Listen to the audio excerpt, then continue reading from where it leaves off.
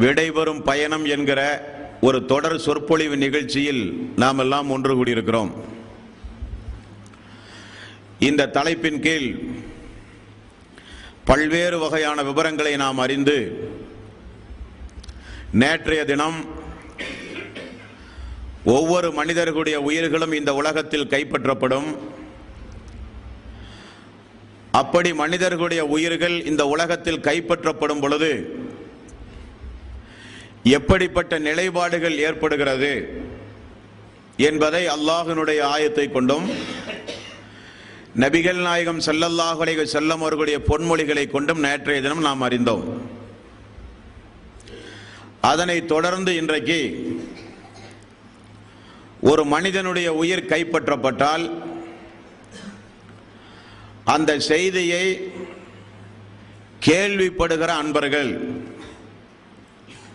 அல்லது அதே நேரத்தில் அவர்களுக்கு அருகில் இருக்கக்கூடிய சகோதர சகோதரிகள் செய்ய வேண்டிய முதற்கட்ட காரியத்தை நபிகள் நாயகம் ஸல்லல்லாஹு அலைஹி வஸல்லம் நமக்கு சொல்லித் தருகிறார்கள். முஸ்லிம் என்கிற நபிமொழி தொகுப்பில் 1528வது நபிமொழி. இந்த நபிமொழியை நீங்கள் படித்து பார்த்தால் உம்மு சலமா ரலியல்லாஹு அன்ஹா அவர்களுடைய கணவர் அபூ சலமா அவர் மரணப்படுக்கையிலே கிடந்து அவருக்காக வேண்டி ரசூல் ஸல்லல்லாஹு அலைஹி வஸல்லம் அடிக்கடி அவரை சந்தித்து அவருக்காக வேண்டி பிரார்த்தனை செய்து வந்தார்கள். திடீரென அவருக்கு மரணம் நேர்ந்தது. தோழர்களோடு ரசூலுல்லாஹி ஸல்லல்லாஹு அலைஹி வஸல்லம் அபூ சலமா ரலியல்லாஹு அன்ஹு அவர்களை பார்க்க சென்று அங்கே நின்று அவர் செய்த காரியத்தை மக்களுக்கு விளக்கிய சம்பவத்தை நீங்கள் இந்த நபிமொழியிலே பார்க்கலாம். அபூ சலமா அவர்களுடைய கண்கள் திறந்த நிலையில் இருந்ததாம். நபிகள் நாயகம் ஸல்லல்லாஹு அலைஹி வஸல்லம் உடனே அவருடைய கண்களை எல்லாம் கசக்கி மரணித்து போன அந்த மனிதனுடைய கண்களை ரசூலுல்லாஹி ஸல்லல்லாஹு அலைஹி வஸல்லம் மூடி தோழர்களை பார்த்து சொன்னார்கள். அப்பொழுதுதான் அந்த தோழர்களுக்கு முதல் செய்தியாக தெரிகிறது. காரணம், இதை கேட்ட தோழர்கள் திடுக்குற்று பயந்து போய் அழுதார்கள் என்று ஹதீஸுகளிலே பார்க்கிறோம். நபிகள் நாயகம் ஸல்லல்லாஹு அலைஹி வஸல்லம் அவர்கள் கூறினார்கள், ஒரு மனிதன் மரணித்ததை நீங்கள் அறிந்தால் உடனே சென்று அவருடைய கண்களை நன்றாக கசக்கி மூடிவிடுங்கள். காரணம், அவருடைய உயிர் பறிக்கப்படுவதை, பறிக்கப்பட்டு எடுத்துச் செல்வதை ஒவ்வொரு மனிதனும் பார்க்கிற காரணத்தினால் அவருடைய கண்கள் நிலைகுத்தி நிற்கிறது என்று ரசூலுல்லாஹி ஸல்லல்லாஹு அலைஹி வஸல்லம் அவர்கள் சொன்ன உடனே சஹாபாக்கள் எல்லாம் திடுக்குற்று பயந்து போய் அழுக ஆரம்பித்தார்கள் என்று அந்த ஹதீஸுகளிலே பார்க்கிறோம். நேற்றைய தினம் நாம் பார்த்தோம், சக்கராத்துடைய நேரத்தில் அந்த மனிதனுடைய கண்ணுக்கு எட்டும் தூரம் அளவுக்கு மலக்குமார்களுடைய ஒரு கூட்டம் வந்தமர்ந்து அதிலிருந்து மலக்குல் மவுத் எழுந்து வந்துதான் ஒரு மனிதனுடைய உயிரை கைப்பற்றுகிறார். கைப்பற்றி அதற்கே உண்டான துணிகளில் எடுத்துச் செல்வதை மனிதனுடைய அந்த கண் மிக சார்பாக உன்னிப்பாக அந்த கண் அதை பார்த்து கொண்டிருக்கிறது என்று நபிகள் நாயகம் ஸல்லல்லாஹு அலைஹி வஸல்லம் அவர்கள் கூறினார்கள். இந்த உரையினுடைய துவக்கத்தில் மரணத்திற்கும் மரணம் உண்டு என்பதை உங்களுக்கு நாம் விளக்கி இருந்தோம். மறுமை நாளில் நல்லவர்கள் சொர்க்கத்திற்கும் தீயவர்கள் நரகத்திற்கும் கொண்டு செல்லப்பட்டவுடன் மனிதர்களுடைய உயிரை ஒரு ஆட்டினுடைய வடிவத்தில் மாற்றி சொர்க்கத்தினுடைய வாசலில் கொண்டு போய் நிறுத்தி சொர்க்கவாசிகளே என்று மலக்குமார்கள் அழைப்பார்கள். அவர்கள் வந்து எட்டி பார்த்தவுடன் மலக்குமார்கள் இது என்ன எது என்று கேட்பார்கள். சொர்க்கவாசிகள் சொல்லுவார்களாம், இது எங்களுடைய உயிர் என்று சொல்லுவார்கள். அவர்களுக்கு அது எப்படி தங்களுடைய உயிர் என்று தெரிந்தது? மரண நேரத்தில் அந்த உயிரை அவர்கள் பார்த்திருக்கிறார்கள். ஆகவேதான் மறுமை நாளில் அவர்கள் சொல்லுகிறார்கள் என்று சங்கைக்குரிய இமாம்கள் விளக்கம் அளிக்கிறார்கள். ஆகவே மரண நேரத்தில் அருகில் இருப்பவர்கள், மரணத்தை கேள்வியுட்டு சென்று பார்க்கிறவர்கள் கண்கள் திறந்திருந்தால் அந்த கண்களை மூடி விடுவது நமக்கு முதல் நபி வழியாக ரசூலுல்லாஹி ஸல்லல்லாஹு அலைஹி வஸல்லம் கற்றுத் தருகிறார்கள். ஒரு மனிதன் மரணித்தால் குறிப்பிட்ட நேரம் அவனுடைய உடம்பிலே சூடு இருக்கும். அந்த சூடு இருக்கிற வரைதான் கைகளை நீங்கள் வேண்டியவாறு திருப்பிக் கொள்ளலாம், கண்களை கசக்கி மூடிவிடலாம். அந்த சூடு தணிந்து விட்டால் அந்த கண்களை என்னதான் நீங்கள் முயற்சி செய்தாலும் மூட முடியாது. கண்களை அப்படி மூடாமல் ஒரு மனிதனுடைய ஜனாசா இருந்தாலோ, வருகிறவர்கள் எல்லாம் அந்த மையத்தை பார்க்கும் பொழுது என்ன நிலை ஏற்படும்? பரிதாபகரமான நிலை ஏற்படும். கண்கள் திறந்திருந்தால், பலகீனமான மனிதர்களாக இருந்தாலோ அவர்கள் மனநோய்க்கு கூட ஆளாகி விடுவார்கள்.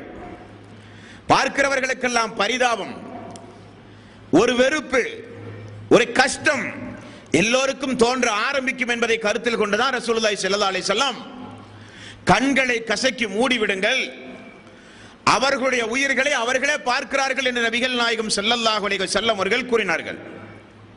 அப்படியானால் இந்த உலகத்திலே இருந்து பிரிகிற ஒவ்வொரு மனிதர்களும்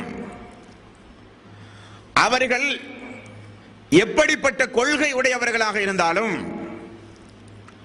அவர்களுடைய கொள்கை சரியா தவறா என்பதை விளக்கி மன்றாட வைத்து திருந்துவதற்கு அவகாசம் கேட்டு அதற்கு பிறகுதான் அல்லாஹ் உயிர்களை கைப்பற்றுகிறான். இரண்டாவது, நவீன காலத்தில் இருக்கிறோம். உயிர் என்றால் என்ன யாருக்கும் விளக்கம் சொல்ல முடியாது. ஆனால் உயிர் என்றால் அது என்ன? ஒரு ஆவியா? உயிர் என்பது கண்ணுக்கு தெரியாத பொருளா? உயிர் என்பது உருவமில்லாத ஒன்றா என்றால் நபிகள் நாயகம் ஸல்லல்லாஹு அலைஹி வஸல்லம் அவர்கள் சொன்னார்கள், உயிர் என்பது மனிதன் பார்த்து புரியக்கூடிய வடிவத்தில் உள்ளது. உயிர் என்பது வானவர்கள் எடுத்து அதை சொர்க்கத்தினுடைய துணிகளால் நரகத்தினுடைய துணிகளால் எடுத்து அதற்கென்று ஒரு கபடிட்டு எடுத்து செல்கிற ஒரு பொருள் என்று நபிகள் நாயகம் ஸல்லல்லாஹு அலைஹி வஸல்லம் அவர்கள் சொன்னார்களே, அந்த உயிரை ஒவ்வொரு மனிதர்களும் இந்த உலகத்திலே பார்ப்பார்கள். மூன்றாவது, இதுவரை நம்முடைய கண்ணுக்கு தெரியாத, நமக்காக வேண்டி பாதுகாப்பு அளித்துக் கொண்டிருக்கின்ற, நன்மை தீமைகளை எழுதுவதற்கு நியமிக்கப்பட்டிருக்கின்ற, உயிர்களை கைப்பற்றுவதற்காக வேண்டிய அல்லாஹ் ஏற்பாடு செய்து வைத்திருக்கிற மலக்குமார்கள் உண்டுமா இல்லையா? கண்ணுக்கு தெரியாமல் இந்த உலகத்தில் வாழ்ந்து கொண்டிருக்கக்கூடியவர்கள். அந்த மலக்குமார்களை சக்கராத்துடைய நேரத்தில் மனிதர்கள் பார்ப்பார்கள். அடுத்த சக்கராத்துடைய நேரத்தில் என்ன நிகழ்கிறது? வானத்திலே இருந்து ஒரு அசரீரி நபிகள் நாயகம் ஸல்லல்லாஹு அலைஹி வஸல்லம் அவர்கள் கூறினார்கள், யார் ஒருவர் அல்லாஹுவை பார்க்க விரும்புகிறாரோ அவரை அல்லாஹுவும் பார்ப்பான். அல்லாஹுவை பார்க்க யார் வெறுக்கிறாரோ அவரை அல்லாஹும் வெறுக்கிறான். ஆயிஷா ரலியல்லாஹு அன்ஹா அவர்கள் கேட்டார்கள், யா ரசூலல்லாஹ், நாங்கள் மரணத்தை வெறுக்கிறோமே. ஆயிஷாவே, அதுவல்ல, உயிர் பறிக்கப்படுகிற நேரத்தில் அவருக்கு சொல்லப்படும், என்ன சொல்லப்படும்? அல்லாஹ்வுடைய கருணை, அல்லாஹ்வுடைய திருப்தி, அல்லாஹ்வுடைய அருள் அந்த அடியானுக்கு உண்டு என்று நற்செய்தி சொல்லுங்கள் என்று வானத்தில் இருந்து ஒரு அசரீரி வரும். அப்பொழுது அந்த இறை விசுவாசி அந்த அசரீரியை கேட்டு அல்லாஹுவை பார்க்க விரும்புவார். அப்ப அல்லாஹும் அவரை பார்க்க விரும்புவான். கெட்டவர்களுடைய உயிரை கைப்பற்றும் பொழுது அதே போன்ற ஒரு அசரீரி வரும். அல்லாஹ்வுடைய வெறுப்புக்குரிய அடியான் அல்லாஹ்வுடைய கோபத்தின் பக்கம் வரப்போகிறான், அவனுக்கு நரகத்தின் கடுமையான தண்டனைகள் உண்டு என்கிற அசரீரி வரும். உடனே இவன் அல்லாஹுவை பார்க்க வெறுப்பான், அவனை பார்க்க அல்லாஹ்வும் வெறுப்பான். அதுதான் அந்த நபிமொழிக்கு அர்த்தம் என்று ரசூலுல்லாஹி ஸல்லல்லாஹு அலைஹி வஸல்லம் அவர்கள் கூறினார்கள். அப்படியானால் உயிர் கைப்பற்றப்படும் பொழுது 4-5 நிலைப்பாடுகள் நடக்கிறது. ஒன்று, நாம் செய்த தவறுகளுக்கு அல்லாஹு தஆலா உலகத்திலேயே தண்டனை கொடுத்து உயிர்களை கைப்பற்றுகிறான். வானவர்களை பார்க்கிறோம், உயிரை பார்க்கிறோம், வானத்தில் இருக்கிற அசரீரியை கேட்கிறோம். இப்படி சக்கராத்துடைய நேரத்தில் ஒரு மனிதனுடைய உயிர் கைப்பற்றப்படும் பொழுது அந்த உயிரை அவர் பார்க்கிறார், கண்களை கசக்கி மூடுங்கள் என்று நபிகள் நாயகம் ஸல்லல்லாஹு அலைஹி வஸல்லம் அவர்கள் கூறினார்கள். இது முதலாவதாக நாம் தெரிந்து கொள்ள வேண்டிய நபிமொழி. இரண்டாவது, சக்கராத்துடைய நேரம் என்பது பொதுவாகவே கடுமையான வேதனைக்குரியது என்பது உங்களுக்கு தெரியும்.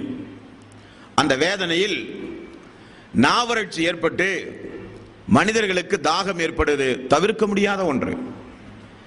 நபிகள் நாயகம் ஸல்லல்லாஹு அலைஹி வஸல்லம் அவர்கள் செய்த ஒரு துஆவை பாருங்கள். அல்லாஹுவே, மரண தருவாயில் மனிதன் எந்த அளவுக்கு தண்ணீரை விரும்புவானோ அதே போல யா அல்லாஹ் உன்னை நான் விரும்புகிற அடியானாக ஆக்கு. காரணம், ரசூலுல்லாஹி ஸல்லல்லாஹு அலைஹி வஸல்லம் சக்ராத்துடைய நேரத்தில் கைகளை தண்ணீரில் முக்கி முகத்தில் தடவிக்கொண்டு எவ்வளவு வேதனைப்பட்டார்கள் என்று நாம் பார்க்கிறோம்.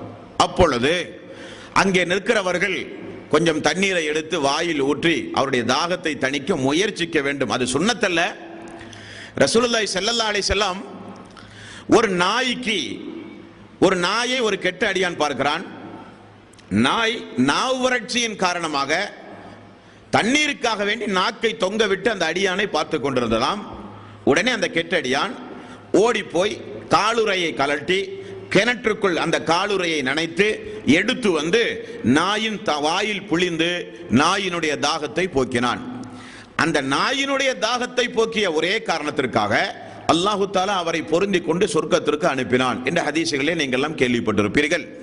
அந்த நபிமொழிக்கேற்ப சக்கராத்துடைய நேரத்தில் இருக்கிற மக்களுக்கு தண்ணீரை எடுத்து ஊற்றுவது அந்த நேரத்திற்குரிய சுன்னத்தாக இல்லாவிட்டாலும் மனிதாபிமான அடிப்படையில் செய்வது நமக்குரிய கடமை. மூன்றாவது, சக்கராத்துடைய நேரம் என்பது நபிகள் நாயகம் ஸல்லல்லாஹு அலைஹி வஸல்லம் அவர்கள் சொன்னார்கள், உயிர் என்பது வயிற்று பகுதியில் இருந்து மார்பு பகுதிக்கு வந்து, மார்பு பகுதியில் இருந்து தொண்டைக்கு வந்து கண்கள் வழியாக உயிர்கள் வெளியேறுகிறதாம். அப்படி ஏறும் பொழுது அந்த மனிதனுடைய அந்த புலம்பல் சப்தத்தை எல்லாம் நேற்றைக்கு நாம் கேள்விவிட்டோம், படித்தோம் அல்லாஹ்வுடைய ஆயத்தை கொண்டு. அப்பொழுது அந்த உயிர் பறிக்கப்படுகிற அந்த நேரத்தில் அந்த அடியானுடைய வாய் திறந்த நிலையில் இருக்கும். அப்போ உடம்பினுடைய சூடு ஆறுவதற்குள் அருகில் இருக்கிறவர்கள் ஏதாவது ஒரு சிறிய துண்டை எடுத்து அந்த வாயை தாடியோடு சேர்த்து தலையோடு சேர்த்து கட்டினால் பார்த்தால் கொஞ்சம் விகாரத்தை தவிர்த்து கொள்ளலாம். இதெல்லாம் அருகில் இருக்கிறவர்கள் செய்ய வேண்டிய வழிமுறைகள். இனி நபிகள் நாயகம் ஸல்லல்லாஹு அலைஹி வஸல்லம் அந்த தோழர்களுக்கு, அபூ சலமாவை பார்த்த அந்த தோழர்கள் இருக்கிறார்களே, அவர்கள் எல்லாம் பயந்து போய் அழுத போது ரசூலுல்லாஹி ஸல்லல்லாஹு அலைஹி வஸல்லம் அவர்கள் சொன்னார்கள், ஜாக்கிரதையாக நில்லுங்கள், ஜாக்கிரதையாக நில்லுங்கள். காரணம், ஒரு மனிதன் நோயுற்று கிடக்கும் பொழுதும் ஒரு மனிதன் மரணித்து அந்த நேரத்திலும் நீங்கள் சென்றால் நல்லதை பேசுங்கள். காரணம், அங்கே மலக்குமார்கள் நின்று கொண்டிருக்கிறார்கள். மலக்குமார்கள் அந்த சபையை விட்டும் செல்லவில்லை, அந்த சபையில் மலக்குமார்கள் உண்டு. ஆகவே நல்லதை சொல்லுங்கள். அப்பொழுது உங்களுடைய அந்த வார்த்தைக்கு மலக்குமார்கள் ஆமீன் சொல்லுகிறார்கள் என்று நபிகள் நாயகம் ஸல்லல்லாஹு அலைஹி வஸல்லம் அவர்கள் கூறினார்கள். அந்த நேரத்தில் அல்லாஹ்வுடைய ரசூல் செய்த துஆவை பாருங்கள். யாராவது மரணித்தால், பெண்ணோ ஆணோ மரணித்தால், அந்த மரணித்த நபர்களுடைய பெயர்களை சொல்லி ரசூலுல்லாஹி ஸல்லல்லாஹு அலைஹி வஸல்லம் அந்த நேரத்தில் ஒரு துஆவை நமக்கு கற்றுத் தருகிறார்கள்.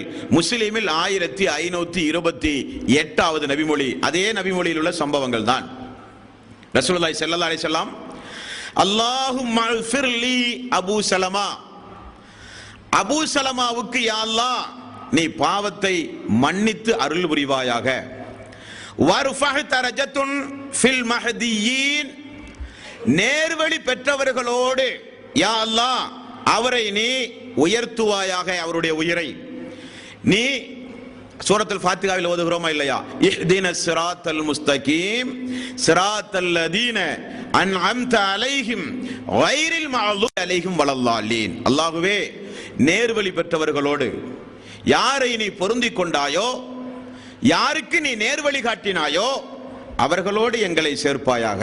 இதைத்தான் ரசூலுல்லாஹி ஸல்லல்லாஹு அலைஹி வஸல்லம் அவர்கள் சொல்கிறார்கள். வர்ஃபா தரஜதஹு ஃபில் மஹ்தியீன், உன்னால் நேர்வழி அடைந்தார்களே, உன்னுடைய கருணைக்கு உரியவர்களாக, அன்பிற்கு உரியவர்களாக, அருளுக்குரியவர்களாக இந்த உலகத்தில் வாழ்ந்து மரணித்தார்களே, அவர்களோடு இந்த உயிரை நீ சேர்த்துவாயாக யா அல்லாஹ்.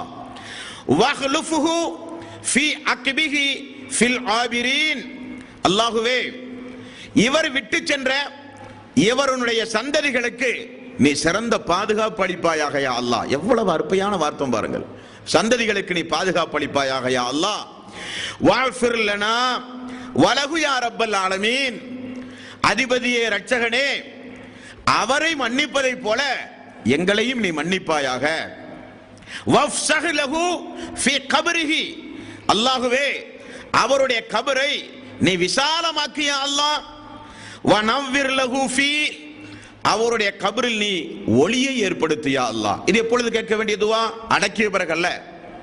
சக்கராத்துடைய நேரத்தில் சந்திக்க சென்று திடீரென மனிதன் மரணித்த நபருக்கு அருகில் இருந்தால் அவர்களுடைய பெயரை குறிப்பிட்டு சொல்ல வேண்டிய துவா. யா அல்லாஹ், அவருக்கு நீ மன்னிப்பை இருப்பாயாக. உன்னுடைய பொருந்திக் கொண்டு நீ யாருக்கெல்லாம் நேர்வழி காட்டி கருணை புரிந்தாயோ அவர்களோடு சேர்த்து இந்த அடியானை நீ மறுமையில் எழுப்புவாயாக. அவருடைய சந்ததிகளுக்கு பாதுகாப்பு அளிப்பாயாக. அவருக்கும் எங்களுக்கும் மன்னிப்பளிப்பாயாக. கபரை விசாலப்படுத்துவாயாக. கபரில் ஒளியை ஏற்படுத்துவாயாக. இந்த துவாவை நாம் மரணித்த நபர்களை முதலில் சந்திக்கும் போது ஓத வேண்டிய துவா என்று நபிகள் நாயகம் ஸல்லல்லாஹு அலைஹி வஸல்லம் அவர்கள் கூறினார்கள். மரணித்த இடத்தில் மலக்குமார்கள் இருக்கிறார்கள் என்பதை முஸ்லிம் என்கிற நபிமொழி தொகுப்பில் 1527வது நபிமொழியாக நீங்கள் பார்க்கலாம் அன்பர்களே. அடுத்தது, நபிகள் நாயகம் ஸல்லல்லாஹு அலைஹி வஸல்லம் இந்த உலகத்தை விட்டு பிரிகிற ஒரு அடியானுடைய ஜனாசாவை பார்த்து சொன்ன ஒரு நபிமொழியை பாருங்கள்.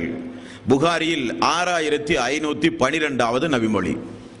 நபிகள் நாயகம் ஸல்லல்லாஹு அலைஹி வஸல்லம் அவர்கள் அமர்ந்து கொண்டிருக்கும் பொழுது அவரை கடந்து ஒரு ஜனாசா சென்றது.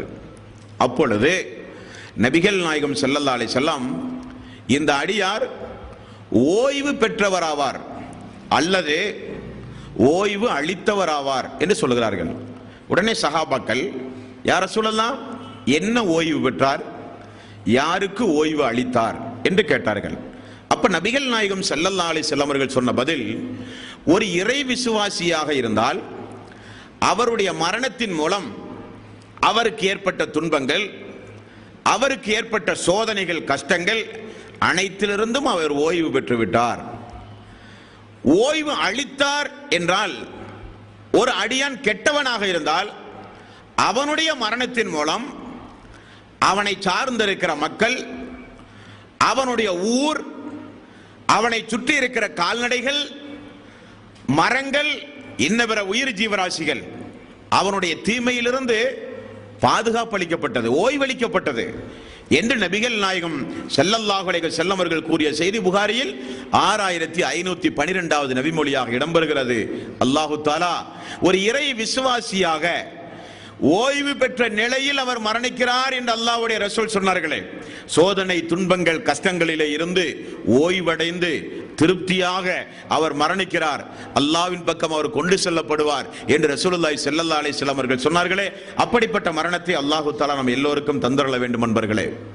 நீ அடுத்தது பாருங்கள், மரண செய்தி வீட்டிலே யாராவது மரணித்தால் குடும்பத்தினர்களுக்கு சொல்லுகிறார்கள், நண்பர்களுக்கு சொல்லுகிறார்கள். மரண செய்தியை நீங்கள் கேள்வியுறுகிறீர்கள். மரண செய்தியை கேட்கும் பொழுது முதலில் நாம் சொல்ல வேண்டிய வார்த்தை என்ன? நிறைய பேரை பார்த்தால் அந்த துக்கத்தின் காரணமாக, அந்த பிரிவு செய்தியை கேட்டவுடன் அந்த சங்கடத்தின் காரணமாக, அந்த செய்தியை கேட்டால் உடனே அதிர்ச்சியுட்டு அழுகிறவர்கள் இருப்பார்கள், உடனே அந்த இடத்திற்கு ஓடுகிறவர்கள் இருப்பார்கள், உடனே அவருக்காக வேண்டி பிரார்த்தனை செய்கிறவர்கள் இருப்பார்கள். ஆனால் ரசூலுல்லாஹி ஸல்லல்லாஹு அலைஹி வஸல்லம் என்ன வழிமுறையை நமக்கு சொல்லித் தந்தார்கள்? ஒரு துக்க செய்தியை நீங்கள் கேட்டால் நபிகள் நாயகம் ஸல்லல்லாஹு அலைஹி வஸல்லம் அவர்கள் சொன்னார்கள், இன்னா லில்லாஹி வ இன்னா இலைஹி ராஜிஊன். இதுக்கு என்ன அர்த்தம்? அவருடைய அர்த்தத்தை பாருங்கள். இன்னா லில்லாஹி, நாங்கள் அல்லாஹ்வுக்கு உரியவர்கள். ஒரு செய்தியை கேட்கிறீர்கள், ஒரு சங்கடமான செய்தி, துக்கமான செய்தி, உடனே அதிர்ச்சி அடையாமல் முதலில் ஓத வேண்டிய துவா உண்டு. இன்னா லில்லாஹி, நாங்களே அல்லாஹ்வுக்கு உரியவர்கள், வ இன்னா இலைஹி ராஜிஊன், நாங்களும் அல்லாஹ்விடத்திலே செல்லக்கூடியவர்கள். ரெண்டே வார்த்தை, இன்னா லில்லாஹி வ இன்னா இலைஹி ராஜிஊன். நாங்களும் அல்லாஹ்வுக்குரியவர்கள், அவர் இன்றைக்கு போனால் நாங்கள் பின்னால் போக போகிறோம், அவ்வளவுதான். எவ்வளவு அற்புதமான ஒரு துவா! இதை உயிரோட்டத்தோடு ஓதும் பொழுது அந்த துவா ஒரு சில மக்களை அப்படியே மாற்றி அமைத்து விடும். நண்பர்களே, இந்த உலகத்தில் எத்தனையோ பேர்கள் வியாபாரத்திற்காக வேண்டி வெளிநாடு செல்கிறார்கள். 10 வருட காலம் 15 வருட காலம் பொறுத்து வருகிறவர்கள் எல்லாம் உண்டு. நம்முடைய குடும்பத்தில் யாராவது மரணித்தால் அதற்காக வேண்டி சிரித்துக் கொண்டிருக்க ஒன்றும் இஸ்லாம் சொல்லவில்லை. சங்கடங்கள் வரும், அழுகை வரும், துக்கங்கள் உண்டாகும். அதற்கெல்லாம் ஒரு வரையறையை நபிகள் நாயகம் ஸல்லல்லாஹு அலைஹி வஸல்லம் அவர்கள் சொல்லித் தந்து இவர்களெல்லாம் எங்கே சென்று விட்டார்கள்? நாம் செல்லுகிற அந்த இடத்திற்கு தான் அவர்கள் முன்கூட்டியே சென்று விட்டார்கள். என்ன, நாம் இருக்க இருக்க அவர்கள் சென்று விட்டார்கள், அவர்கள் இருக்க இருக்க நாம் சென்று விடுகிறோம். இது உலகத்துடைய நியதி. இதற்காக வேண்டி ஒப்பாரி வைத்தோ மடத்தனமான வார்த்தைகளை சொல்லியோ கூப்பாடு போடுவதை ரசூலுல்லாஹி ஸல்லல்லாஹு அலைஹி வஸல்லம் வன்மையாக கண்டித்து வழிமுறையை சொல்லி தந்தார்கள். கேட்டால் இன்னா லில்லாஹி வ இன்னா இலைஹி ராஜிஊன், நாங்களே அல்லாஹ்வுக்குரியவர்கள், அல்லாஹ்விடத்திலே நாங்களும் செல்லக்கூடியவர்கள் என்று சொல்லுங்கள் என்றார்கள். சூரத்துல் பக்ரா 2வது அத்தியாயத்தின் 155, 6, 157 தொடர்ந்து 3 வசனங்களை பாருங்கள். வலனபுலு வன்னக்கும் பிஸைஇம் மினல் ஹௌஃபி வல் ஜூஇ வ நக்ஸிம் மினல் அம்வாலி வல் அன்ஃபுஸி வஸ்ஸமராத் வபஸ்ஸிரி ஸாபிரீன். உயிரை பிடுங்கி, விளைச்சலை பிடுங்கி, பொருளாதாரத்தில் நஷ்டத்தை ஏற்படுத்தி பயமுறுத்தி எல்லாம் உங்களை நான் சோதிப்பேன். வபஸ்ஸிரி ஸாபிரீன், அந்த நேரங்களில் பொறுமையை கைகொள்கிற மக்களுக்கு நபியே நீங்கள் நற்செய்தி சொல்லுங்கள். அல்லதீன இதா அசாபத்துஹும் முசீபத்துன், அவர்களுக்கு ஒரு துன்பம் நேரிட்டால், அவர்களுக்கு ஒரு கஷ்டம் ஏற்பட்டால், காலு அவர்கள் சொல்லுவார்கள், இன்னா லில்லாஹி வ இன்னா இலைஹி ராஜிஊன், இந்த கஷ்டங்கள் துன்பங்கள் எல்லாம் எங்களுக்கு பெரிதே அல்ல, நாங்களே அல்லாஹ்வுக்குரியவர்கள், என்றைக்காவது ஒரு நாள் நாங்களே அல்லாஹ்விடத்திலே செல்ல போகிறோம், உலகத்தில் ஏற்பட்ட இந்த கஷ்டம் எல்லாம் எங்களுக்கு பெரியதா என்று அவர்கள் சொல்லுவார்கள். அப்படி அவர்கள் சொல்லி பொறுமை காத்து சமாதானமாக இருந்தால் உலாயிக அலைஹிம் ஸலவாத்தும் மிர் ரப்பிஹிம் வ ரஹ்மா, அல்லாஹ்வுடைய ரஹ்மத், அல்லாஹ்வுடைய கிருபை அவர்கள் மீது உண்டாகும். வ உலாயிக ஹுமுல் முஹ்ததூன், மேலும் அவர்கள்தான் நேர்வழி அடைந்த மக்கள் என்று அல்லாஹ் தஆலா சொல்கிறான். இப்படி வசனம் இறங்கிய உடனே அந்த மக்கள் எப்படி மாறினார்கள் என்பதை தான் நீங்க கவனிக்கணும். மௌத்துடைய செய்தி வெளியூரில் இருக்கக்கூடிய போனை போட்டு சொன்னா பஸ் ஏறில இருந்தே அழுக ஆரம்பிப்பாங்க, பஸ்ல உட்கார்ந்துட்டு இருக்கும் போதே அழுக ஆரம்பிப்பாங்க. அழுக வேண்டும் தான், மார்க்கம் எல்லாம் அதை அப்படிப்பட்ட ஒரு கொடூரமான சட்டத்தை எல்லாம் மார்க்கம் சொல்லவில்லை. ரசூலுல்லாஹி ஸல்லல்லாஹு அலைஹி வஸல்லம் அவருடைய மகன் இப்ராஹிம் மரணித்த பொழுது அழுதார். அப்துர் ரஹ்மான் இப்னு அவுஃப் அவர்கள் கேட்கிறார்கள், யா ரசூலல்லாஹ் நீங்களும் அழுகிறீர்கள், உங்களுடைய கண்களில் இருந்துமா கண்ணீர் வருகிறது? ரசூலுல்லாஹி ஸல்லல்லாஹு அலைஹி வஸல்லம் சொன்ன பதில், உள்ளத்தில் அல்லாஹு தஆலா இரக்கத்தை ஏற்படுத்தி இருக்கிறான், அதன் வெளிப்பாடு தான் இது. ஆனால் அல்லாஹ்வுடைய அதிருப்திக்குரிய எந்த வாசகத்தையும் நான் சொல்ல மாட்டேன் என்றார்கள் ரசூலுல்லாஹி ஸல்லல்லாஹு அலைஹி வஸல்லம். அழுவதற்கு மார்க்கத்தில் அனுமதி உண்டு. ஆனால் இப்படி அல்லாஹு தஆலா துன்பங்களும் கஷ்டங்களும் சோதனைகளும் வரும் பொழுது பொறுமை காத்திருந்த மக்களுக்கு நற்செய்தி சொல்லுங்கள். நற்செய்தியின் அடிப்படையில் அந்த மக்கள் எப்படி வாழ்ந்தார்கள் என்று பாருங்கள். அந்த மக்கள் வாழ்ந்ததை அல்லாஹ்வுடைய தூதருடைய காலத்தில் நடந்தேறிய ஒரு சில சம்பவங்களின் மூலம் நாம் தெரிந்து கொள்ளலாம் அன்பர்களே. எப்படிப்பட்ட சம்பவம்? உதாரணத்திற்கு நபிகள் நாயகம் ஸல்லல்லாஹு அலைஹி வஸல்லம் காலத்தில் இந்த மரண சம்பவங்களை எல்லாம் அன்றைக்கு இருக்கிற பெற்றோர்கள் எப்படி எதிர்கொண்டார்கள்? ஒரு நாள் ரசூலுல்லாஹி ஸல்லல்லாஹு அலைஹி வஸல்லம் அவர்கள் சொன்னார்கள், எந்த ஒரு பெண் 3 குழந்தைகளை அந்த பெண் உயிரோடு இருக்கும் பொழுதே முன்னதே மரணத்தின் மூலம் அனுப்பிவிட்டார்களோ அந்த குழந்தைகளை எல்லாம் அல்லாஹு தஆலா மறுமை நாளில் தீர்ப்பு சொல்லி சொர்க்கத்திற்கு அனுப்புவானாம். அந்த குழந்தைகள் சொர்க்கத்திற்கு செல்லாமல் சொர்க்கத்துடைய வாசலிலே நிற்பார்களாம். கேட்கப்படும், ஏன் நீங்கள் சொர்க்கம் செல்லவில்லையா? உடனே அந்த குழந்தைகள் சொல்லுவார்களாம், எங்களுடைய தாய் தந்தையர்கள் உயிரோடு இருக்கிற பொழுதே நாங்கள் இறந்தவர்கள், எங்களுடைய தாய் தந்தையர்களை அழைத்துக் கொண்டுதான் நாங்கள் சொர்க்கம் செல்லுவோம். விடாப்பிடியாக அந்த பிள்ளைகள். உடனே அல்லாஹு தஆலா அவருடைய பெற்றோர்களையும் அந்த பிள்ளைகளோடு அனுப்பி சொர்க்கத்திற்கு அனுப்புகிறான் என்று ரசூலுல்லாஹி ஸல்லல்லாஹு அலைஹி வஸல்லம் நஸஈ, இப்னு மாஜா போன்ற நபிமொழிகளிலே அல்லாஹ்வுடைய ரசூல் சொன்ன செய்தி பதிவு செய்யப்பட்டிருக்கிறது. மேலும் பாருங்கள், புகாரியில் 1250வது நபிமொழி. இந்த நபிமொழியை நீங்கள் உன்னிப்பாக கவனித்தால் தெரியும், யார் ஒருவருக்கு பிள்ளைகள் இருந்து அந்த பிள்ளைகளின் மூலம் அதிக பாசம் செலுத்தி அந்த பிள்ளைகளை முன்னதாகவே மரணத்தின் மூலம் அனுப்பிவிட்டு பொறுமை காத்தார்களோ அவர்களை அந்த பிள்ளைகள் நரகத்திலே இருந்து பாதுகாக்கின்ற திரையை போல அல்லாஹ்விடத்தில் மன்றாடுவார்கள். நபிகள் நாயகம் ஸல்லல்லாஹு அலைஹி வஸல்லம் அவர்கள் கூறிய செய்தி ஹதீஸ்களிலே பார்க்கிறோம். இப்படியெல்லாம் அல்லாஹ்வுடைய ரசூல் நற்செய்தி சொன்ன காரணத்தினால், இப்படியெல்லாம் பொறுமை காத்தால் இப்படியெல்லாம் உங்களுக்கு நன்மை உண்டு என்று சொன்ன காரணத்தினால் அந்த சமுதாயம் எப்படிப்பட்ட சமுதாயமாக மாறியது என்பதைத்தான் நீங்கள் இந்த இடத்திலே கவனிக்க வேண்டும். உம்மு சுலைம் ரலியல்லாஹு அன்ஹு, இந்த அம்மா யார்? ரசூலுல்லாஹி ஸல்லல்லாஹு அலைஹி வஸல்லம் அவருடைய சிற்றன்னை. இந்த அம்மாவுடைய சகோதரியிடத்தில் ரசூல் ஸல்லல்லாஹு அலைஹி வஸல்லம் பால் குடித்த காரணத்தினால் பால்குடி சகோதரி சிற்றன்னை உம்மு சுலைம் ரலியல்லாஹு அன்ஹு. இந்த அம்மாவுடைய மகன் தான் அனஸ் ரலியல்லாஹு அன்ஹு, பிரசித்தி பெற்ற நபித்தோழர். இந்த அனஸ் ரலியல்லாஹு அன்ஹு அவர்களுடைய தாய் உம்மு சுலைம் ரலியல்லாஹு அன்ஹு மதீனா வந்தவுடன் அபூ தல்ஹா என்பவரை திருமணம் முடிக்கிறார். திருமணம் முடித்து அந்த அபூ தல்ஹாவின் மூலம் குழந்தைகள் கிடைக்கிறது. அந்த குழந்தை மரணித்த ஒரு சம்பவத்தை புகாரி என்கிற நபிமொழி தொகுப்பிலே நீங்கள் பார்க்கலாம். கேட்டால் நீங்கள் அதிர்ந்து போய் விடுவீர்கள். இந்த அம்மாவுடைய வாழ்க்கை வரலாறு மாதிரி இஸ்லாமிய வரலாற்றில் நீங்கள் எங்குமே பார்க்க முடியாது. இப்படியுமா பெண்கள் இருப்பார்கள்? இது என்ன? அல்லாஹு தாலா எப்படி அவருடைய இருதயத்தில் அல்லாஹு தாலா இரும்பாலா படைத்தான் என்று நாமெல்லாம் ஆச்சரியப்படுகிற அளவுக்கு அந்த அம்மாவுடைய நடைமுறையை பாருங்கள்.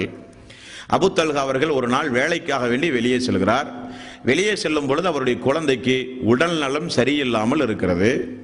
வெளியூருக்கு சென்ற வியாபாரத்திற்கு திரும்ப வருவதற்குள் அந்த குழந்தை இறந்து போன சம்பவம் அந்த ஹதீஸிலே நீங்கள் பார்க்கலாம். குழந்தை இறந்து போய் விடுகிறார். கணவன் வெளியூருக்கு வியாபாரத்திற்காக வேண்டி செல்கிறார். வியாபாரத்திலிருந்து கணவன் வந்தவுடனே அன்பான உபசரிப்பு, அவருடைய பதட்டம், அவருடைய பல்வேறு வகையான சங்கடங்கள், பயணத்தினுடைய இடையூறுகள் எல்லாம் அந்த அம்மா அவர்கள் உள்வாங்கிக் கொண்டு வருகிற கணவர் கேட்கிறார், நம்முடைய மகன் எப்படி இருக்கிறான்? போகும்போது உடல்நல சரியில்லாமல் இருந்தானே, மகன் எப்படி இருக்கிறான்? மகன் மரணித்து விட்டான். அந்த அம்மா சொல்லுகிற பதிலை பாருங்கள். அல்லாஹ் நாடிய அளவுக்கு நம்முடைய மகன் நன்றாக இருக்கிறான். சாதாரணமாக தினசரி அவர்கள் தங்களுடைய வாழ்க்கையை எப்படி அமைத்துக் கொள்வார்களோ அதே போல தங்களுடைய வாழ்க்கையை அபூ தல்ஹா அவர்களும் உம்மு சுலைம் அவர்களும் அன்று இரவு கழித்தார்கள். காலையில் சொல்லுகிறார்கள் ஒரு உதாரணத்தின் மூலம். என்ன உதாரணம் சொல்லுகிறார்? அபூ தல்ஹாவே, நம்மிடத்தில் ஒரு அமானிதமான பொருள் ஒன்று இருந்து அதை உரிய நபர் உரிய நேரத்தில் வந்து கேட்டால் கொடுப்பது நம்முடைய கடமையா இல்லையா? அபூ தல்ஹா கேட்கிறார், இது என்ன அநியாயம்?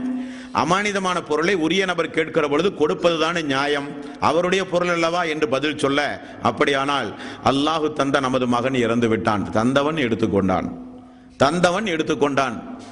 அப்போ ஒரு ஜனாசா வீட்டில் இருக்கிறது, சாதாரண வாழ்க்கையை போல கழிக்கிறார்கள். இப்படிப்பட்ட அந்த உணர்வு, அந்த ஒரு தைரியம், அந்த குழந்தையினுடைய அந்த இழப்பை எப்படி எதிர்கொள்ள வேண்டுமோ அந்த அடிப்படையில் எதிர்கொண்டு அந்த அம்மா பொறுமை காத்த காரணத்தினால் இந்த செய்தி அபூ தல்ஹாவுக்கு காலையில் கொஞ்சம் கோபத்தை உண்டாக்குகிறது. இரவில் சொல்லாமல் சாதாரணமாக வாழ்க்கை நடத்தி காலை இழந்தவுடன் மகனுடைய மரண செய்தியை மனைவி சொல்லுகிறாள் என்று கொஞ்சம் கோபப்பட்டு ரசூலுல்லாஹி ஸல்லல்லாஹு அலைஹி வஸல்லம் ஓடி போய் நடந்த சம்பவத்தை சொல்லுகிறார்கள். அல்லாஹ்வுடைய ரசூல் சொல்லுகிறார்கள், அந்த இரவு உங்களுடைய குடும்பத்தினர்கள் பொறுமை காத்த காரணத்தினால் அல்லாஹு தாலா உங்களுக்கு மிகப்பெரிய அளவில் அருள் புரிந்து விட்டான் என்று சொன்னார்கள். அந்த அம்மா 10-15 குழந்தைகளை பெற்றது. எல்லோரும் குர்ஆனை மனனம் செய்கிற குழந்தைகளாக மாறினார்கள் என்ற ஹதீஸ்களை பார்க்கிறோம். கொஞ்சம் யோசித்து பாருங்கள். நம்முடைய குடும்பத்தில் இப்படி ஒரு நிகழ்வு நடந்தால் என்னென்னமெல்லாம் அல்லாஹ்வை பற்றி பேசியிருப்போம், என்னவெல்லாம் அல்லாஹ்வை பற்றி திட்டியிருப்போம், எவ்வளவு முறையீடுகளை அல்லாஹ்விடத்தில் பேசியிருப்போம், எவ்வளவு பதட்டம், மன உளைச்சல் வேண்டும் தான். இருந்தாலும் நம்முடைய பிள்ளை அல்லாஹ் தந்தான், அவன் எடுத்துக்கொண்டான் ஒரு நன்மைக்காக. ரசூலுல்லாஹி ஸல்லல்லாஹு அலைஹி வஸல்லம் அவர்கள் சொன்னார்கள், ஒரு இறை விசுவாசியை அல்லாஹு தாலா பொருளாதாரத்தின் மூலம், பிள்ளைகளின் மூலம், உடல் ஆரோக்கியத்தின் மூலம், அவர்களுடைய அனைத்து வகையான நடவடிக்கைகளின் மூலம் அல்லாஹு தாலா ஒரு இறை விசுவாசியை சோதித்து சோதித்து சோதித்து கடைசியில் எந்த பாவமும் இல்லாமல் அவர் அல்லாஹுவை சந்திப்பார் என்று நபிகள் நாயகம் ஸல்லல்லாஹு அலைஹி வஸல்லம் அவர்கள் கூறினார்கள். ஒரு நபிமொழியை பாருங்கள். ஒரு அடியான் தன்னுடைய குழந்தையின் மீது அதிகமான பாசம் வைத்துக் கொண்டு வாழ்ந்து கொண்டிருப்பானாம். அல்லாஹு தாலா அந்த அடியானை சோதிப்பதற்காக அந்த அடியான் யாரை நேசித்தானோ அவருடைய உயிர்களை அல்லாஹ் உடனே கைப்பற்ற ஆணையிடுகிறான். வழக்குமார்கள் உயிரை கைப்பற்றுகிறார்கள். அதிக பாசம். ஒரு 20 வருடம் பொறுத்து ஒரு குழந்தை கிடைத்தது என்று வைத்துக் கொள்ளுங்களேன். அதான் ஒரே வாரிஸ். அந்த வாரிசோடு அந்த குடும்பமே சந்தோஷமாக இருக்கும் பொழுது அல்லாஹு தாலா திடீரென அந்த வாரிசை கைப்பற்றுவதன் மூலம் அந்த இறை விசுவாசி அல்லாஹ் சோதிப்பான். அந்த உயிரை கொண்டு செல்லும் பொழுது அல்லாஹ் கேட்பானாம், என்னுடைய அந்த இறை விசுவாசி இந்த உயிரை கைப்பற்றும் பொழுது என்ன சொல்லி கொண்டிருந்தான்? யா அல்லாஹ் இன்னா லில்லாஹி வ இன்னா இலைஹி ராஜிஊன் என்று சொல்லி அவர்கள் சாதாரணமாக இருந்தார்கள். யா அல்லாஹ், அப்படியா? இறை புகழ் வீடு என்கிற பெயரில் அவருக்கு ஒரு மாளிகை எழுப்புங்கள் என்று அல்லாஹ் சொல்லுவதாக நபிகள் நாயகம் ஸல்லல்லாஹு அலைஹி வஸல்லம் அவர்கள் சொன்னார்கள். இது பொறுமைக்கு கிடைக்கக்கூடிய பரிசு, பொறுமைக்கு கிடைக்கக்கூடிய பரிசு. இன்னொரு சம்பவத்தை பாருங்கள். அந்த அம்மா ஒரு வயது முதிர்ந்த ஒரு மூதாட்டி. உஹது போரில் போர் முடிந்து எல்லோரும் திரும்ப வருகிறார்கள். இந்த அம்மா திரும்ப வருகிற அந்த சஹாபாக்களுடைய கூட்டத்துக்குள் போய் தேடுகிறார்கள். சஹாபாக்கள் எல்லாம், யாரை தேடுகிறீர்கள்? உங்களுடைய கணவனையா? கணவர் போரில் இறந்து விட்டார். உடனே இந்த அம்மா இன்னா லில்லாஹி வ இன்னா இலைஹி ராஜிஊன். மீண்டும் தேடுகிறார்கள். யாரை தேடுகிறீர்கள்? உங்களுடைய மகனையா? அவரும் இந்த போரில் இறந்து விட்டார். இந்த அம்மா இன்னா லில்லாஹி வ இன்னா இலைஹி ராஜிஊன். மீண்டும் தேடுகிறார்கள். சஹாபாக்கள் எல்லாம், யாரை தேடுகிறீர்கள்? உங்களுடைய சகோதரரையா? அவரும் இந்த போரில் இறந்து விட்டார். இன்னா லில்லாஹி வ இன்னா இலைஹி ராஜிஊன். மீண்டும் அந்த அம்மா தேடுகிறார்கள். சஹாபாக்களுக்கெல்லாம் ஒரே பதட்டம். யாரை தேடுகிறீர்கள் என்று கேட்டார்கள். இந்த அம்மா சொன்ன பதில் என்ன தெரியுமா? ஒரே போர்க்களத்தில் குடும்பத்தில் இருக்கிற 3 பேர் இறந்து போய் அந்த அம்மா நிராயுதபாணியாக நிற்கிறார்கள். கணவன், மகன், சகோதரர். இந்த அம்மா நிராயுதபாணி. 3 பேரும் போரில் இறந்த செய்தியை சொல்லுகிறார்கள். அந்த அம்மா இன்னா லில்லாஹி வ இன்னா இலைஹி ராஜிஊன் என்று சொல்லி தேடுகிற பொழுது சஹாபாக்கள் கேட்ட கேள்விக்கு அந்த அம்மா சொன்ன பதில் என்ன தெரியுமா? உஹது போரில் தூதர் கொலை செய்யப்பட்டதாக செய்தி அறிந்தேனே, அந்த தூதர் எப்படி இருக்கிறார் அதுதான் எனக்கு தேவை. அல்லாஹ்வுடைய ரசூல் எப்படி இருக்கிறார்? எங்கே அல்லாஹ்வுடைய ரசூல்? உடனே சஹாபாக்கள் அதோ வருகிறார்கள் ரசூலுல்லாஹி ஸல்லல்லாஹு அலைஹி வஸல்லம் அவர்கள் என்று சொன்னவுடன் இந்த அம்மா ஓடி போய் அல்லாஹ்வுடைய ரசூலை பார்த்து சொன்ன செய்தி தான் மிக முக்கியமாக நீங்கள் கவனிக்கப்பட வேண்டியது. யா ரசூலல்லாஹ், நீங்கள் இறந்து போனதாக செய்தி அறிந்தேன். இந்த போர்க்களத்தில் எனது குடும்பத்தினர்கள் எல்லாம் இறந்து போனார்கள். அது எனக்கு கவலை அல்ல. உங்களை பார்த்தவுடன் அந்த கவலையெல்லாம் எனக்கு தீர்ந்தது. உங்களை பார்த்தவுடன் அந்த கவலையெல்லாம் எனக்கு தீர்ந்தது யா ரசூலல்லாஹ். அப்படியானால் அந்த மக்களுடைய உள்ளம், அந்த மக்களுடைய பண்பு, அந்த மக்களை அல்லாஹ்வுடைய ரசூல் எப்படி பொறுமையுடைய மக்களாக அந்த மக்களை அல்லாஹ்வுடைய ரசூல் வளர்த்தி ஆளாக்கினார்கள் என்பதைத்தான் நாம் கவனிக்க வேண்டும் என்பர்களே.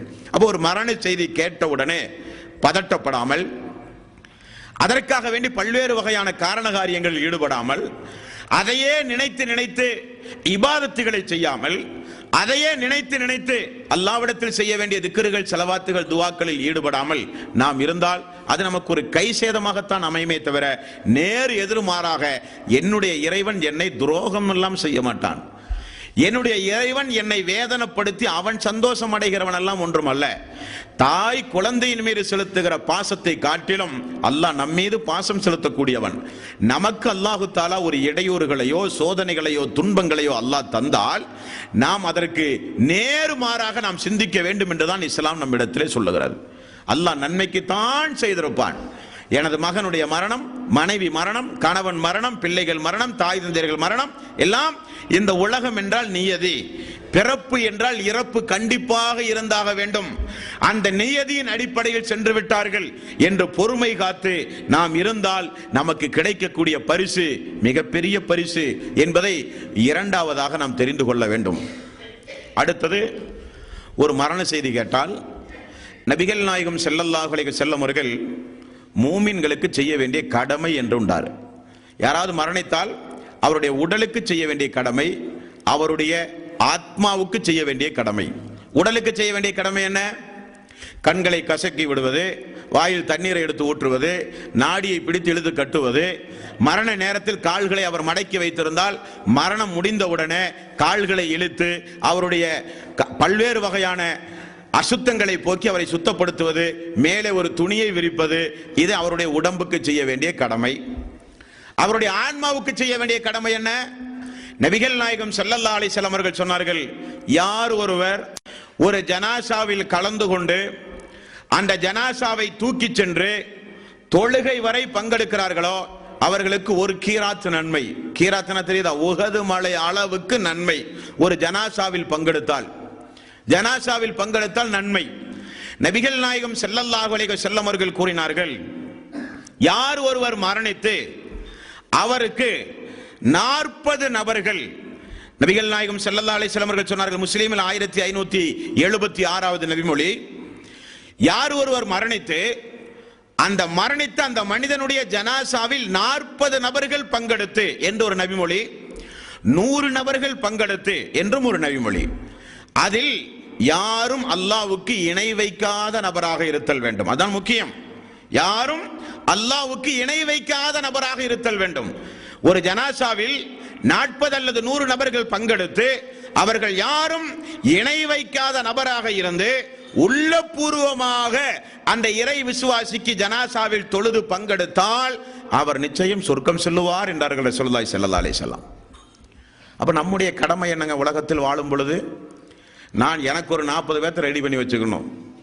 நீங்கள் ஒவ்வொருவரும் நமக்கு ஒரு 40 நபர்கள், நம்மை நேசிக்கக்கூடிய, உள்ளபூர்வமாக நம்மை நேசிக்கக்கூடிய ஒரு 40 நபர்களை இந்த உலகத்தில் சம்பாதித்தவர்களாக மரணிக்க வேண்டும் என்பர்கள். அதான் உண்மை. நானும் நீங்களும் நம்முடைய குடும்பத்தார்கள் எல்லாம் யாராவது மரணித்தால் இணை வைக்காத நபர்கள், ஆரம்பத்தில் நாம் சொன்னோமா இல்லையா, வசியத்தாகவே எழுத வேண்டும். நான் மரணித்தால் என்னுடைய மரணத்தில் இணை வைக்கக்கூடிய மனிதர்கள் யாரும் கலந்து கொண்டு பிரார்த்தனை செய்தல் கூடாது.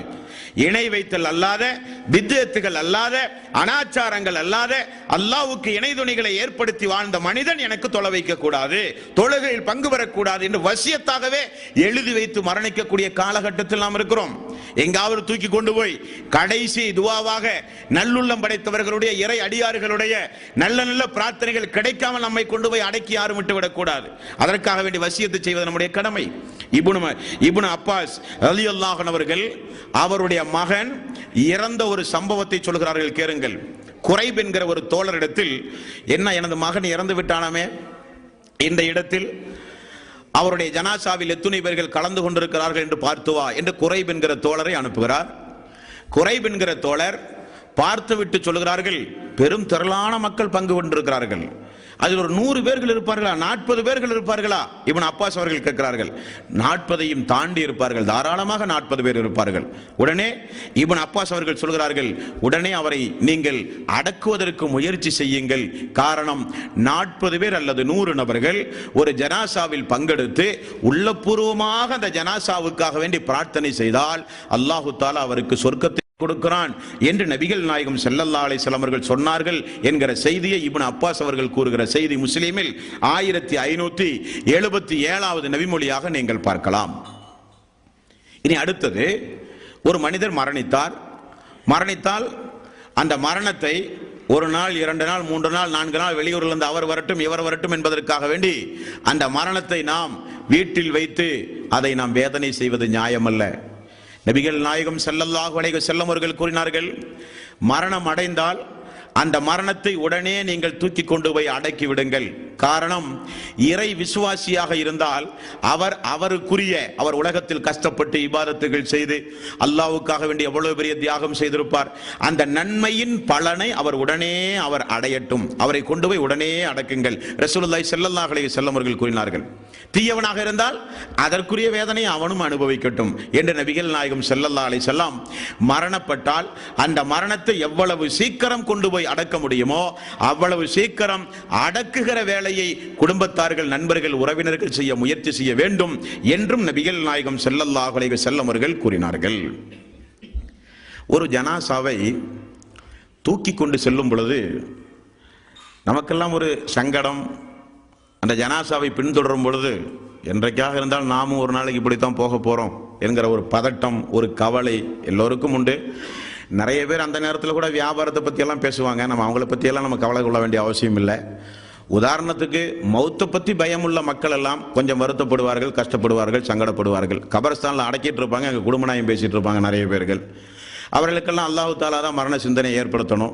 இனி ஒருவேளை அவர்களுக்கு மௌத்து வந்து அதே மாதிரி குடும்ப நாயம் பேசுகிற 40 பேர்த்து அல்லாஹு தாலா உண்டாக்குன்னு அவர்கள் சொர்க்கம் சொல்ல முடியுமா? அதுவல்ல. குடும்ப நாயமோ வியாபார நாயமோ உலக நாயமோ பேசுகிற சபை அல்ல, மலக்குமார்கள் பின்தொடர்ந்து வருகிற சபை. ரசூலுல்லாஹி ஸல்லல்லாஹு அலைஹி வஸல்லம் அவர்கள் சொல்வதை கேளுங்கள் நண்பர்களே.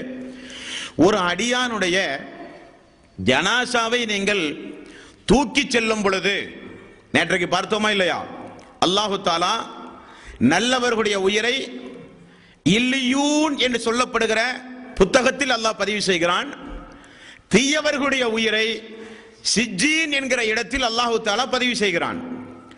அல்லாஹ்வின் புறத்தில் இருக்கிற அந்த உயிர் கெட்டடியானாக இருந்தால் அந்த மரணத்தை தூக்கி செல்லும் பொழுது அந்த உயிர் கதறுகிறது, என்னை தாமதப்படுத்துங்கள், என்னை அடக்குவதிலே தாமதப்படுத்துங்கள், என்னை அடக்காதீர்கள் என்ற அந்த உயிர் கதறுகிறது என்று ரசூலுல்லாஹி ஸல்லல்லாஹு அலைஹி வஸல்லம் அவர்கள் சொன்னார்கள். என்ன காரணம்? சக்கராத்துடைய நேரத்திலேயே அடி உதைகளை வாங்கி அவர் கெட்டடியான் என்பது உறுதியாகிவிட்டது. மண்ணறையிலே கொண்டு போய் அடக்கினால் மீண்டும் அங்கே வேதனைகள் தொடருமே, அதற்காக வேண்டி அவர் கதறுகிறார். நல்லடியானாக இருந்தால் அவருடைய உயிர் சொல்லுகிறது, என்னை விரைவாக செல்லுங்கள், விரைவாக எடுத்து செல்லுங்கள், எனக்குரிய பரிசை நான் பார்க்க வேண்டும், நான் செய்கிற அமல்களினுடைய கூலியை நான் அடைய வேண்டும், விரைவாக என்னை எடுத்து செல்லுங்கள் என்று உயிர் கதறுகிறது. நபிகள் நாயகம் ஸல்லல்லாஹு அலைஹி வஸல்லம் அவர்கள் சொன்னார்கள், அந்த உயிர் அப்படி கதறுவதை மனித ஜின் இனத்தை தவிர எல்லா உயிர் ஜீவராசிகளும் காது கேட்கிறது என்று ரசூலுல்லாஹி ஸல்லல்லாஹு அலைஹி வஸல்லம் அவர்கள் சொன்னார்கள். சக்கராத்துடைய நேரத்தில் மனிதன் புலம்புறது, கபருடைய வேதனை தாங்காமல் மனிதன் கதறுவது, ஜனாசா எடுத்து செல்லப்படும் பொழுது அந்த உயிர் பரிதாபத்தோடு கதறி அழுவது எல்லாம் ஆடு மாடு கோழி கழுதை குதிரை இதெல்லாம் காது கேட்கும் என்று ரசூலுல்லாஹி ஸல்லல்லாஹு அலைஹி வஸல்லம் அவர்கள் சொன்னார்கள். ஒரு உதாரணத்தை பாருங்கள். அதிகாலை பொழுது சேவல் கூவுவதை நீங்கள் கண்டால் அல்லாஹ்விடத்திலே அருளுக்காக வேண்டி பிரார்த்தனை செய்யுங்கள். காரணம், அந்த சேவல் அருளுக்குரிய வானவர்களை பார்த்து விட்டது. கழுதை கத்துவதை நீங்கள் கேள்வியுற்றால் சைத்தானிடமிருந்து பாதுகாப்பு தேடுங்கள். காரணம், அந்த கழுதை சைத்தானை பார்த்து விட்டது. பார்க்கிற ஆற்றலை அல்லாஹ் கொடுத்திருக்கிறான். நபிகள் நாயகம் ஸல்லல்லாஹு அலைஹி வஸல்லம் காலத்தில் நடந்த சம்பவத்தை பாருங்கள். ஒரு நபித்தோழர் வீட்டில் அமர்ந்து கொண்டு சூரத்துல் பக்கராவை ஓதிக்கொண்டிருக்கிறார். சூரத்துல் பக்கராவை ஓத ஓத ஓத ஓத அவர் கட்டி போட்டிருந்த குதிரை கணைக்க ஆரம்பித்தது. அந்த கயிறை அறுத்தது ஓடிவிடுமோ என்று சொல்லுகிற அளவுக்கு கணைக்க ஆரம்பித்தது. அந்த நபித்தோழர் ஓதுவதை நிறுத்தினால் குதிரையும் நிற்கிறது. அவர் ஓத ஆரம்பித்தால் குதிரை கத்த ஆரம்பிக்கிறது. இந்த சம்பவத்தை ரசூலுல்லாஹி ஸல்லல்லாஹு அலைஹி வஸல்லம் இடத்துல போய் பகல் நேரத்தில் அந்த தோழர் சொன்னாராம். அல்லாஹ்வுடைய ரசூல் சொன்னார்கள், நீ ஓத ஓத அருளுக்குரிய வானவர் உன்னை நோக்கி வந்து கொண்டே இருந்தார். நீ ஓதி முடித்திருந்தால் அந்த வானவர் உமக்குரிய அருளை கொண்டு வந்து சேர்த்திருப்பார். அந்த அருளுக்குரிய வானவரை அந்த குதிரை பார்த்து விட்டது என்றார்கள் ரசூலுல்லாஹி ஸல்லல்லாஹு அலைஹி வஸல்லம். அந்த உயிர் ஜீவராசிக்கு அல்லாஹ் தஆலா அப்படிப்பட்ட ஏற்பாடுகளை செய்திருக்கிறான். சுனாமி வந்ததாக சொல்கிறார்கள். வந்தது, வரும் பொழுது உயிரினங்கள் எல்லாம் அழிந்ததாக எங்காவது நீங்க வரலாறுல பார்த்திருக்கிறீங்களா? மனுஷன் அழிஞ்சு போனா உயிரினர்கள் எல்லாம் ஏன் அழியல? அதனுடைய அதிர்வு சக்தியை அல்லாஹு தஆலா அதற்கு முன்கூட்டியே அறிவித்து கொடுத்தான். அது பத்திரமாக தன்னை பாதுகாத்துக் கொண்டது. சக்தி இல்லாத மனிதர்கள் எல்லாம் அழிந்து போனார்கள். அல்லாஹு தஆலா இந்த உலகத்தில் பல்வேறு வகையான படைப்பினைகளை படைத்திருக்கிறான். ஒவ்வொன்றுக்கும் ஒவ்வொரு வகையான ஆற்றல், ஒவ்வொரு வகையான சக்திகள் உண்டு. அப்ப இந்த அடியானுடைய அந்த கதறல் சப்தத்தை எல்லா உயிர் ஜீவராசிகளும் கேட்கிறது. நீங்கள் கேட்க மாட்டீர்கள், ரசூலுல்லாஹி ஸல்லல்லாஹு அலைஹி வஸல்லம் அவர்கள் கூறினார்கள். இப்படியாக ஒரு அடியானை கொண்டு போய் கபரிலே கொண்டு போய் அடக்கி விடுகிறார்கள். அடக்கிய பிறகு வெளியில் இருக்கின்ற நாமெல்லாம் நண்பர்கள், இரத்த பந்த உறவினர்கள், சொந்த பிள்ளைகள், கணவன் மனைவி, தாய் தந்தை, இப்படி இரத்த பந்த உறவுகள் வெளியே இருந்து கொண்டு அந்த அடக்கப்பட்ட அந்த நல்லடியாருக்கு ஏதாவது நல்ல மலைகளை செய்து அனுப்ப முடியுமா? வெளியிருக்கிற நாம் அடக்கியாச்சு, அடக்கி அந்த நபருக்கு நாம் ஏதாவது இங்கிருந்து கொண்டு ஏதாவது நல்ல மலைகளை செய்து அவருக்கு நாம் அனுப்ப முடியுமா? அப்படி அனுப்ப முடியும் என்றால் எந்தெந்த அமல்களை நாம் செய்தால் கூலி அவருக்கு கிடைக்கும், எந்தெந்த அமல்களை செய்தால் கூலி கிடைக்காது என்பதை இன்ஷா அல்லாஹ் நாளை தினம் பார்ப்போம். வா ஆகிரு தவ்வானா அனில் ஹம்துலில்லாஹி ரப்பில் ஆலமீன். அஸ்ஸலாமு அலைக்கும் வரஹ்மத்துல்லாஹ்.